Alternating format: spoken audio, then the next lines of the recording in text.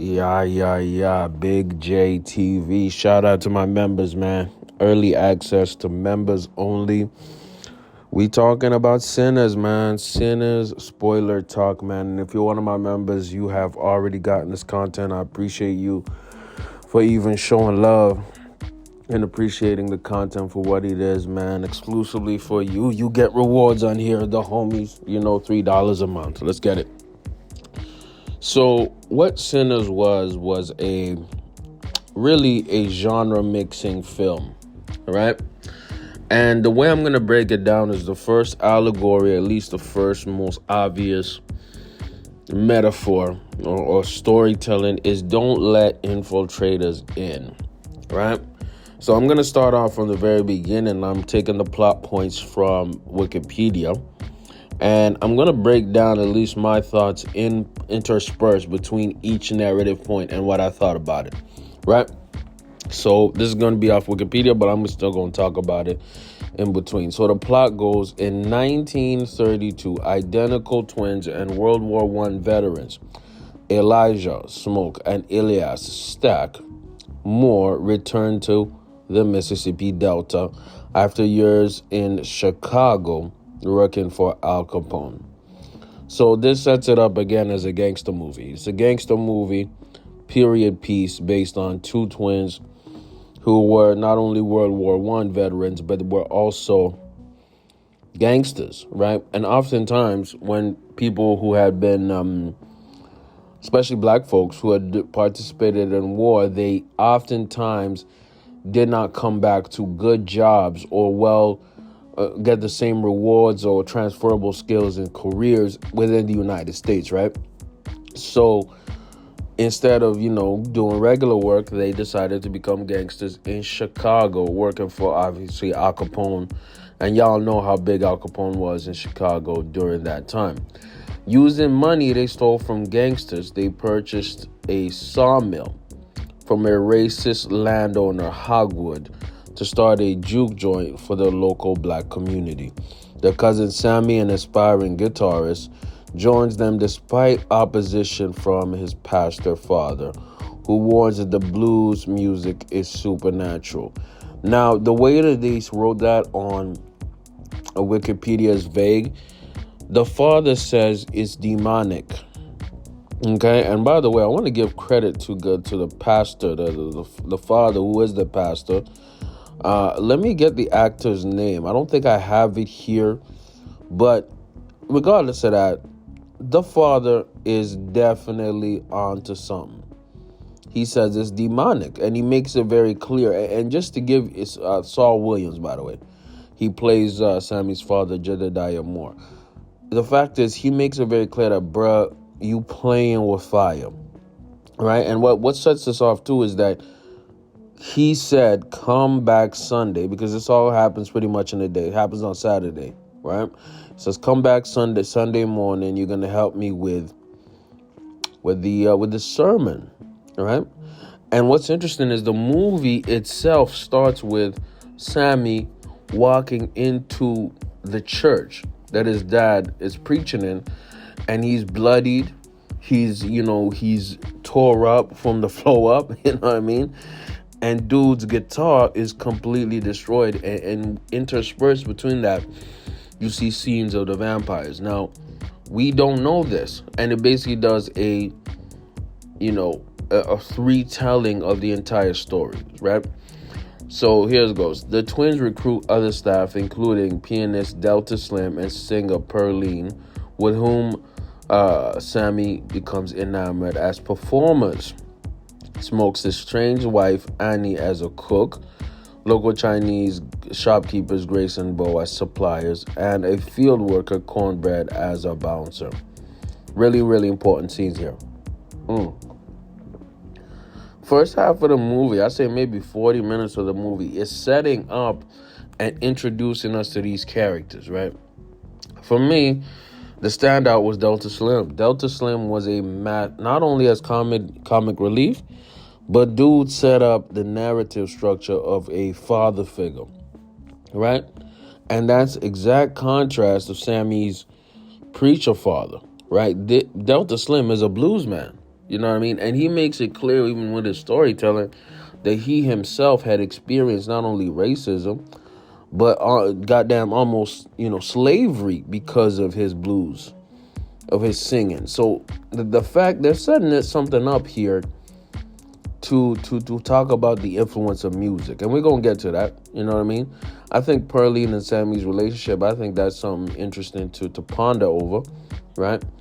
The local Chinese shopkeepers, Grace and Bo, very interesting narrative between them because they leave their daughter to go work as suppliers for this juke joint for that night, right?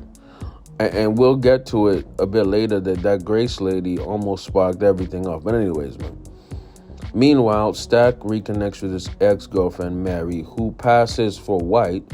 Mary resents Stack abandoning her when he left for Chicago. Keep in mind, Mary in this narrative is maybe like 1/8 black, but she looks white as hell, you know what I mean? And the way that Stack had set her up is basically set up with her with a rich white man. And, left her, right? So anyways, Smoke and Annie, by the way, is the spiritual person, almost the prophetess or witch or some kind of, spiritual connection for everybody. Mary resents Stack abandoning her when he left for Chicago. Smoke and Annie argue over her belief in the occult, as Annie insists her practices kept the twins safe, but Smoke bitterly reminds her that their infant daughter still died. And I think that's something that we need to analyze, is the relationship between Mary and Stack, and then Smoke and Annie. The thing about Smoke is he's clearly the more aggressive one, the more pessimistic one, right? And Stack is more lighthearted. He'll crack a joke. He'll be more so loose with it, right? But they are one and the same. Obviously twins, but they're pretty much the same, yin and yang. It's even implied that Smoke is a bit older than Stack, right? Another thing that's interesting here is that I believe Stack was the one who used to get heavily abused by their father, right? And Smoke, in retaliation, shot and killed his own father to protect, his younger brother. So their bond and connection is very much shown in here. But also Smoke and Annie's connection is shown in here. It's to show that Smoke, as aggressive as he is, he's still very much a loving person. And when he loves and cares for even the small amount of people, he goes above and beyond, right? And that's going to be shown around the end of the movie, right? So here, elsewhere, Irish immigrant vampire Remick flees from Kocha vampire Cocteau, I think, vampire hunters, and turn a pair of local Klansmen into vampires. Now, this was something that had me a bit confused when I saw the movie. I had to kind of read up on it. The Cocteau, who were vampire hunters, I thought they were the vampires. It didn't connect to me that Remick, the Irish immigrant, he himself was a vampire, right? He came to that house, in a sense, bloodied or burnt, or at least he didn't look right. But then it made a lot of sense because he was burning due to the sunlight. It was coming dawn, the lights were going down, and then the white people, they let him in, and they were local Klansmen. And I think because Remick noticed that they were Klansmen, he played on their bias and their racism and said, hey, these Indians are coming after me. So much so that that Klan couple said, what? We've not seen Indians anywhere, but because they weren't used to Native Americans. This is the Mississippi Delta, right? So he played their racism to them, and they let him in. They allowed him in, infiltrated. So the native people come, the Cocteau vampire hunters. They basically come say, hey, man, God be with you. You don't know what you let in, right? And that's a fact. They did not know what they let in, right? And this is where we get to one of the best parts of the movie. At the joint's opening night, Sammy's music is transcendent and knowingly summons spirits of both past and future to join the entranced crowd.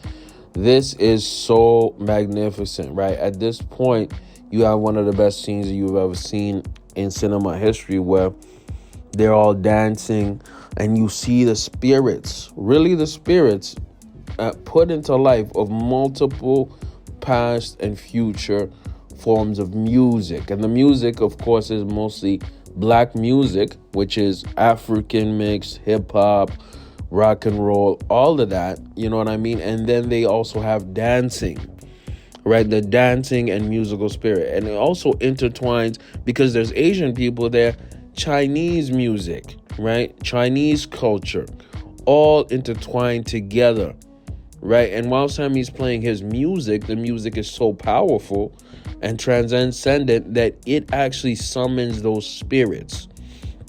And here you have a theme of the spirituality of music, the spirituality of black people, right? And that's something that was so magical to me, and I didn't understand it at first, but as the scene kept going and it's prolonged, we got to give Ryan Coogler some credit here. It shows more understanding of that scene. It was absolutely magical, right? So the performance draws Remix's attention, and he arrives with his minions offering money and music for entry. See, that's basically showing how the infiltrator, you know what I mean, the white devil, sees the spirit, sees something that maybe the people within that community and culture don't see within themselves. The parasite, the literal blood-sucking vampire, sees the spirituality of people who are indigenous to a country, to the place, to the world, all of that. They see it before we do. They see the glow, maybe that we don't see within ourselves. It's deep, right? And the interloper, the oppressor, the blood-sucking vampire, really, offers music and money to enter. Don't that sound like the music industry? Don't that sound like a lot of industries where black people have been taken advantage of because of money, because of some feel-good aptitudes such as music, right? And they'll let the devil in for that. OnlyFans, hip-hop music in general, just the money will be tempting enough for you to lose your soul, right? Suspicious, the twins hesitate and the vampires retreat. By the way, Annie was one of the first people who kind of peeped the energy, reminding the twins that the bar needs the income. Mary meets Remick outside, but is turned. And this is something that I think we have to kind of notice. You know, in order to let the devil in, you have to almost volunteer yourself, right? And Mary, while she has good intentions, she gets turned, right? Because she wanted to help. She was naive. She wasn't connected or tethered to something spiritual or higher like Annie, right? A very interesting turn of events. She returns inside where she seduces Stack and bites him. That white devil. Dr. Umar would like that narrative. Smoke shoots her, and she is unharmed by the regular bullets and escapes. Cornbread is attacked by Remick and turns as well, right? So at this point, I think Cornbread had went to the washroom. He gets turned as well, right? As the juke joint empties, the vampires attack and turn departing patrons, including Bo. So at this point, I believe Annie and everybody realized, hey, this vampire stuff happening. We need to get everybody out of the juke joint to protect ourselves. And I think there was a point where Cornbread, he himself tried to get in, but they didn't let him in due to understanding Annie explaining what was going on, right? So Stack revives as a vampire, Keep in mind, he's inside the juke joint. But Annie repels him with pickled garlic juice. She educates the survivors. Only silver or wooden stakes can kill vampires, and they cannot enter a building unless invited. Remick negotiates, praising Sammy's supernatural talent and claiming that vampirism offers immortality, freedom, and escape from racism in exchange for Sammy using his skills to summon the spirits of Remick's lost community, right? So here we see the real goal of Remick. The real goal of Remick is to use Sammy's special abilities to get his lost people back, right? Because he saw what Sammy was capable of, right? Deeper message here is when somebody sees your glow and your potential, they'll try to use it for their own selfish vendetta, right? And even if something is evil, they'll warp it to something good in order to fulfill their own wants and needs. It's deep. He also warns that Hogwood, who secretly heads the local clan, plans to attack them at dawn. When the survivors refuse the offer, right, Remick and Bo confront Grace and threaten to attack her daughter. In a desperate act, Grace dares them into the juke joint, inviting them in. Wow, manipulation. In the ensuing battle, Grace, Annie, Delta Slim are killed. Sad. Mary is devastated by Annie's death and flees the bar. Now, this is something really, really important, right? At this point in the narrative, we start to learn that these vampires, though they may be bloodthirsty, evil, conniving, they have a lot of real human emotion within them. And I think at a certain point, Annie had explained that the souls are trapped, right, in the body of that vampire, right? So meaning, as much as Mary had been turned, she's a vampire herself, she still has a ton of emotion and love for Annie, because Annie had been almost like a surrogate mother, right? At this point, you learn that these vampires, even though they're turned, they're still somewhat human and have a tethering to their humanity. I think that's why even Remick, he wants to get Sammy so that Sammy can conjure up spirits of his lost Irish immigrant culture. And you see this because there's a scene of Remick actually doing the Irish jig, man. You know what I mean? Dude is tethered to his Irish identity, right? And I think Remick and Bo, they play on that, specifically with Grace, because they know that Grace loves her daughter. And they're like, yo, we're going to manipulate this woman into letting us in so that we can attack and destroy everybody. Right? So anyways, Smoke, Sammy, and Pearline attempt to escape, but Remick and Stack ambush them. Smoke and Stack clash in a brutal fight, while Sammy and Pearline face off with Remick. Pearline is bitten and begs Sammy to flee. He tries escaping by car, but Remick stops him. In a final confrontation, Sammy smashes the guitar over Remick's head before Smoke arrives just in time to kill him with a stake. As the sun arises, the vampire horde incinerated. The vampire horde is incinerated. Yes, exactly. So anyways, at this point, you understand that Remick himself, even though he's the main villain, he's an antagonist, he himself is still tethered to his Christianity, right? So when Sammy was reciting the Lord's Prayer and was even in the water, Remick said, that's one of my favorite verses, and he recited as well the Lord's Prayer and was baptized in Sammy at the same time. It is so freaky and jarring. So when Sammy hits him across the head with a silver guitar, right, and breaks the guitar on his face, you think, okay, damn, it's over. But Remick is so strong, he keeps on going. So when Smoke, kills him with a stake, you finally realize now it's over. The nightmare has finally ended. and the other vampires start slowly dying because the sun rises up, right? Before dying, he witnesses a vision of Annie and his daughter, right? Oh, sorry. After urging Sammy to flee, Smoke kills Hogwood and the clan, but he himself is mortally wounded. Before dying, he witnesses a vision of Annie and his daughter.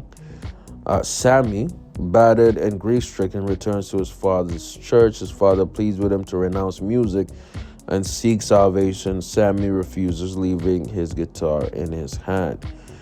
And that is actually very interesting here, because you see that Smoke sacrifices himself and wants to go out in a blaze of glory, right? The right way, and finish off his story.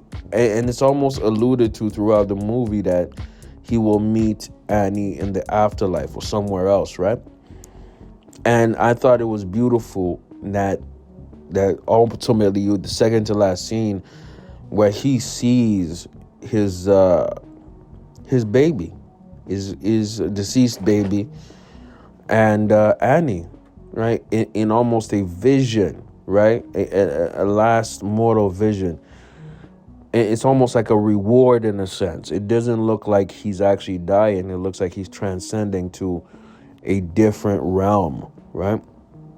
Anyways, Sammy refusing to get rid of music, even though you could argue music is the reason that all of this happened, was also a show of defiance and maybe a show of respect towards the people who sacrificed themselves for him, such as Delta Slim, who was basically a surrogate father for him, right?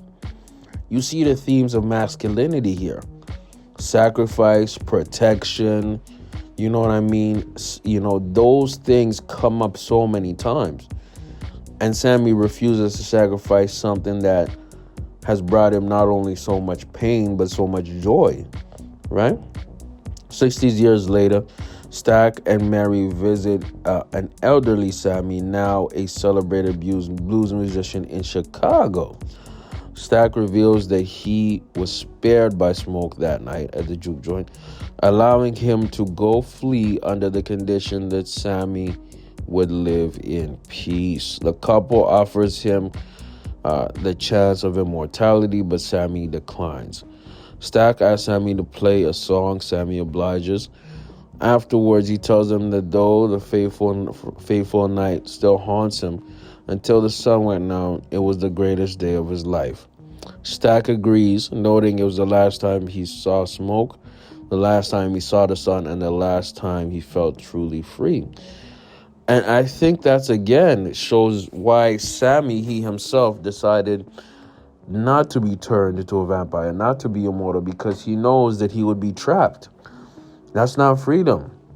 You know what I mean? And you see that even though Smoke passed away, he himself was freed, right? And that goes back to the theme that Annie said earlier, that when you're a vampire, when you're turned, your soul is trapped. You're not released, right?